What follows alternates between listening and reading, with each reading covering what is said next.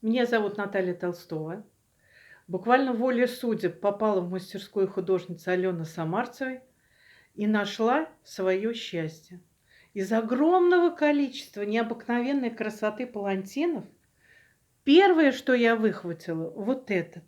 Цвета. А самое главное, посмотрите, какая девочка. Это я. Теперь он мой.